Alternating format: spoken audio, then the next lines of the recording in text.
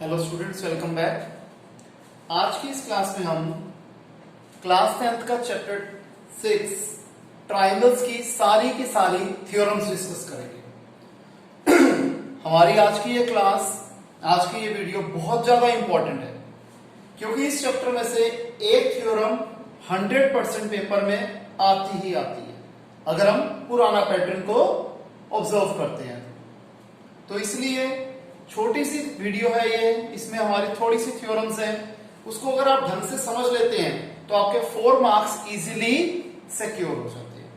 तो आइए class start करते हैं। पहली थ्योरम हमारी बीपीटी, जिसे हम कहते हैं बेसिक प्रोपोर्शनैलिटी थ्योरम। इसका दूसरा नाम थेल्स थ्योरम भी होता है। ये थ्योरम क्या कहती है कि अगर एक ट्राइंगल है और एक लाइन इस थर्ड लाइन के पैरेलल है, तो ये जो गिवन लाइन थी, जो प्रोपोर्शनेट ये ट्राइंगल की फर्स्ट साइड पे बनाएंगे, सेम प्रोपोर्शन ये ट्राइंगल की सेकंड साइड पे भी बनाएंगे। यानी कि अगर हमें एक ट्राइंगल गिवन है एबीसी, जिसमें डीई बीसी के पैरेलल है, या फिर आप ये कह लीजिए कि एक ट्राइंगल है एबीसी, हमने एक लाइन ड्रॉ करी जो कि बीसी के पैरेलल है, जो कि एबी को पॉइंट डी पे और एसी को पॉइंट ई पे इंटरसेक्ट करती है, तो AD upon DB is equal to AE upon EC है। क्लियर? कंस्ट्रक्शन में हम क्या कर लेंगे, DM को AE के परपेंडिकुलर बना देते हैं और EN को AD के परपेंडिकुलर बना देते हैं। ठीक है जी। अब इसके साथ साथ मैं BE और DC को भी ज्वाइन कर देता हूं। अब हमें पता है एरिया ऑफ ट्राइंगल क्या होता है, half of base into height. तो एरिया ऑफ ट्राइंगल होता है half of base into height. अगर मैंने ट्राइंगल लिया ADE, मैं ले रहा हूं area of triangle ADE upon area of triangle BDE। Area of triangle ADE का मैं बेस ले लेता हूं AD, तो half of base into height, half of AD into NE। Clear? ये NE लिखा हुआ है जो कि मैंने काट दिया बाद में, क्योंकि ये ऊपर नीचे कट जाएगा। Area of triangle BDE, base तो BD हो गई, हाइट नहीं दी हो, हमें इस ट्राइंगल में हाइट गिवन नहीं है, तो हम कॉरेस्पॉन्डिंग हाइट ले लेंगे ऊपर वाले ट्राइंगल की, यानी कि अगेन NE का यूज कर लेंगे। तो half of BD into NE, half से हाफ, NE से NE कट गया तो क्या आ गया, AD अपॉन BD। ये हो गई हमारी इक्वेशन 1। अब मैं ट्राइंगल लेता हूं ADE और CED। इस बार मैं बेस लेता हूं AE, तो क्या हो जाएगा, half of AE into DM। CED का ट्राइंगल का एरिया क्या हो जाएगा, half of CE, again height नहीं थी, कॉरेस्पॉन्डिंग हाइट ले लेंगे, half of CE into DM। Half से हाफ, DM से DM कट गया तो क्या आ गया, AE अपॉन CE। इक्वेशन 2।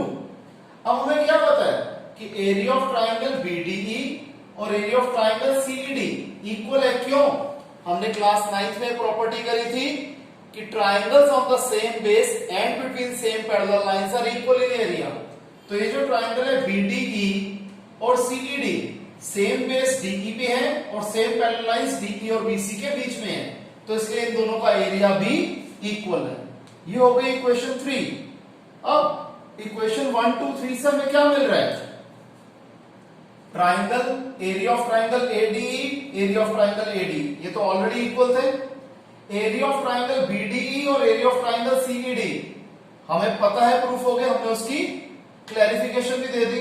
जब इन दोनों इक्वेशन की लेफ्ट हैंड साइड सेम है तो राइट हैंड साइड भी सेम होगी, hence AD upon BD is equal to AE upon CE। ये इसका प्रूफ था। क्लियर है स्टूडेंट्स? इसे कॉपी कीजिए।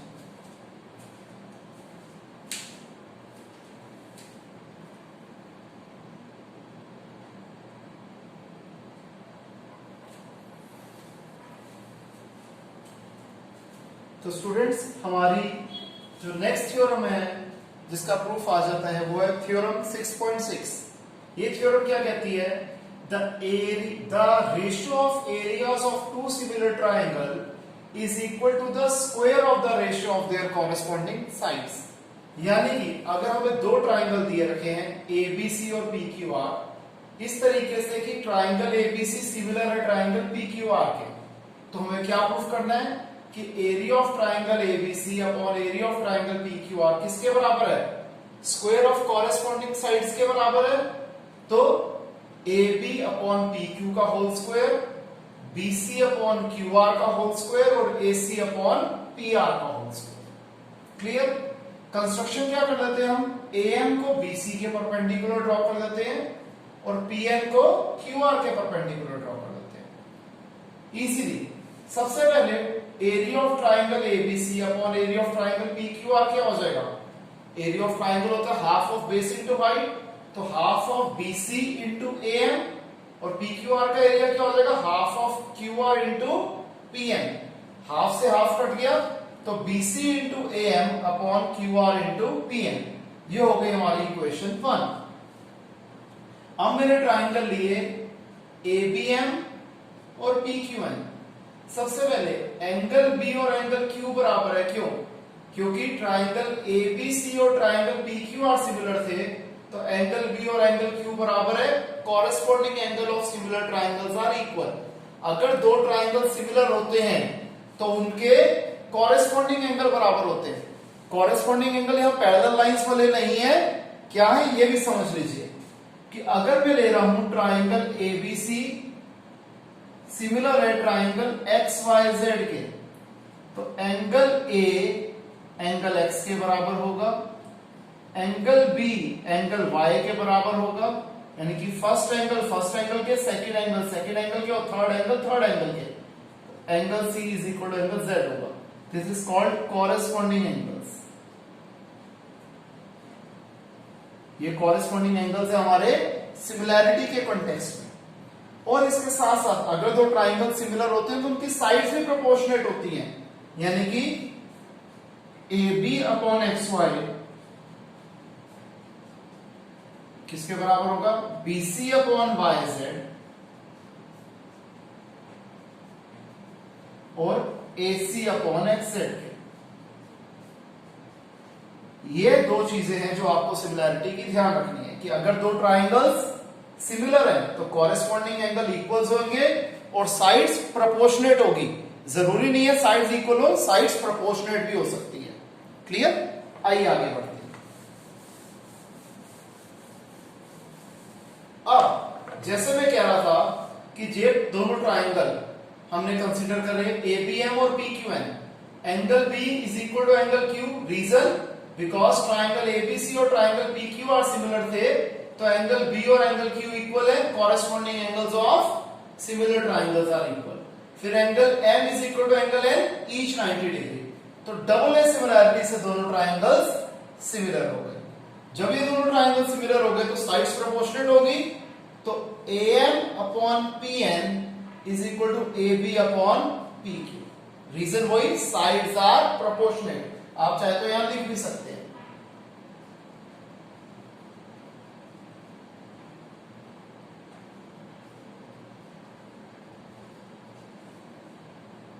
अब ये होगी हमारी इक्वेशन 1। अब हमें पता है ट्राइंगल ABC और ट्राइंगल PQR सिमिलर है, तो तीनों साइड्स प्रोपोर्शनेट होंगी। तो AB upon PQ, BC upon QR और AC अपॉन PR तीनों सेम प्रोपोर्शन में। ये हो गई हमारी इक्वेशन 3। सॉरी, ये इक्वेशन 2 थी, मैंने 1 लिख दी गलती से। अब from 1 and 3 we get, 1 and 3 में क्या आ जाएगा, area of triangle ABC upon area of triangle PQR, वैसे का वैसा BC अपॉन QR। अब BC अपॉन QR किसके बराबर है, AB अपॉन PQ के, तो मैंने ये लिख दिया। AM अपॉन PN वैसे का वैसा। सेकेंड इक्वेशन में AM अपॉन PN अगेन किसके बराबर है, AB अपॉन PQ के, तो मैंने AM अपॉन PN को रिप्लेस कर दिया AB अपॉन PQ से।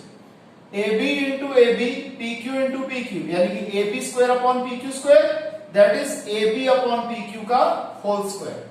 तो इक्वेशन 3 में क्या था, तीनों साइड्स प्रोपोर्शनेट थी, तो तीनों के स्क्वायर्स भी प्रोपोर्शनेट होंगे। Hence area of triangle ABC upon area of triangle PQR किसके बराबर होगा, AB अपॉन PQ का whole square is equal to BC upon QR का whole square is equal to CA upon RP का whole square. Clear students, इसे copy कीजिए।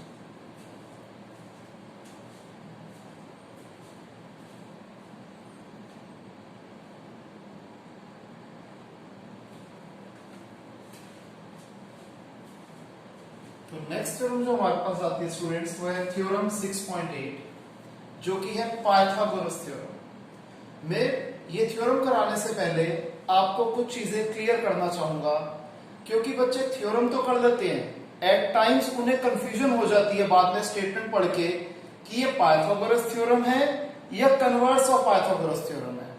तो आपको एक सिंपल सी निशानी बता देता हूं।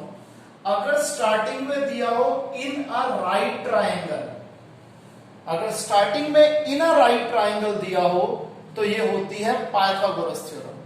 और अगर एंड में angle is a right angle is 90 degree and में आएगा तो वो है converse of Pythagoras theorem. Clear, मैं एक बार रिपीट कर देता हूं। अगर स्टार्टिंग में इन अ राइट ट्रायंगल आ गया तो ये पाइथागोरस थ्योरम है। आप देख रहे हो एंड में कहीं पे राइट एंगल राइट ट्रायंगल लिखा गया नहीं है, लेकिन अगर स्टेटमेंट में एंड में is a right angle is 90 degree है तो वो है converse of Pythagoras theorem. Clear.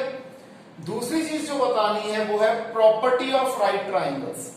Property of right triangles क्या होती है कि अगर एक ट्रायंगल है, राइट एंगल फॉर्म हो रहा है इस जगह पे, और इस वर्टेक्स से मैंने ऑपोजिट साइड के ऊपर परपेंडिकुलर ड्रॉ करा, तो ये छोटा ट्रायंगल इस छोटे ट्रायंगल के और पूरे ट्रायंगल के सिमिलर होगा। अगेन ये ट्रायंगल और पूरा ट्रायंगल, यानी कि तीनों ट्रायंगल हर सूरत में सिमिलर होंगे। क्लियर।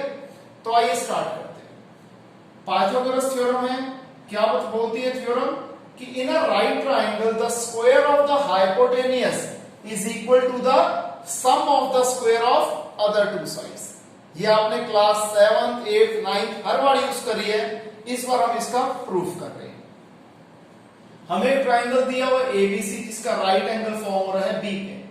हमें प्रूफ क्या करना है, हाइपोटेनियस का स्क्वायर बाकी दो साइड के स्क्वायर के सम के बराबर है, यानी कि AC square is equal to AB square plus BC square. Construction हम क्या कर लेंगे, BD को AC के परपेंडिकुलर ड्रॉ कर लेते हैं।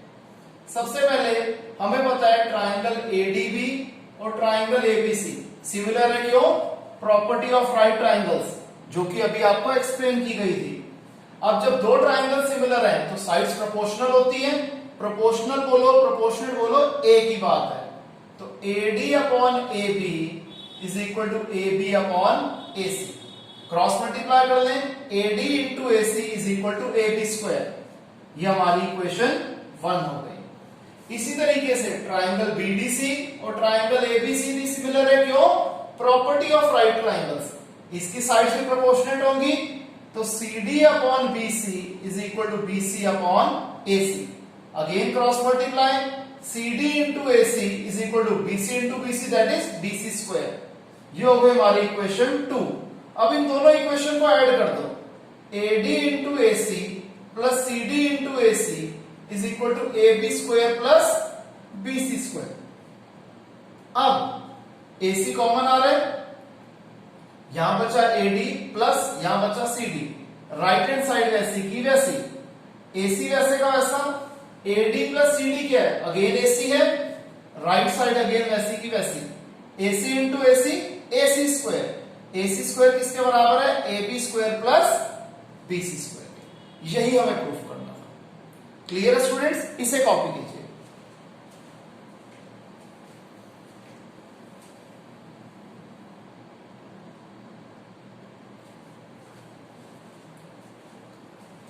तो स्टूडेंट्स अब हमारे पास आ जाती है इस चैप्टर की लास्ट थ्योरम जिसका प्रूफ आता है, that is converse of Pythagoras theorem.